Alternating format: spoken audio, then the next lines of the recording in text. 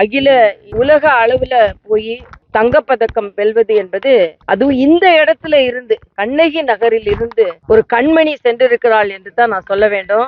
அவளுக்கு எனது மனமார்ந்த பாராட்டுகளை தெரிவித்து அவளை ஊக்கப்படுத்தி கொண்டிருக்கின்ற அவரோட கோச் பேர் என்ன, ராஜன் அவர்களுக்கும் பயிற்சியாளருக்கும் எனது வணக்கத்தை நான் தெரிவித்துக் கொள்கிறேன். அதே மாதிரி அவங்க அம்மா, அப்பா, சகோதரி எல்லாரும் அவங்களுக்கு ஊக்கத்தை கொடுத்திருக்கிறார்கள். அதற்கு எனது பாராட்டுகள்.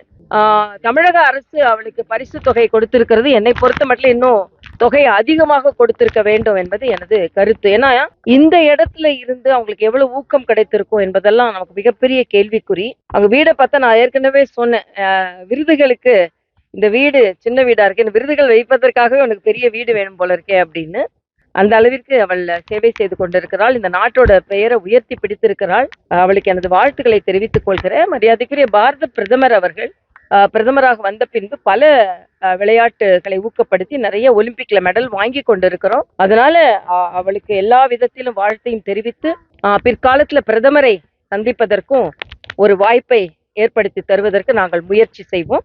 ஏன்னா இந்த பகுதியில இருந்து ஒரு கடுமையான ஒரு சவாலை எதிர்கொண்டு அவள் வெற்றி பெற்றிருக்கிறாள் என்றால், அதே மாதிரிதான் திருநெல்வேலியில இருந்து ஒரு தங்கை அவளும் வெற்றி பெற்றிருக்கோம். இவர்களெல்லாம் கூட்டி போய் பிரதமர் கிட்ட போய் வாழ்த்துக்களை வாங்குவதற்கு நாங்கள் எங்கள் முயற்சியை செய்வோம்.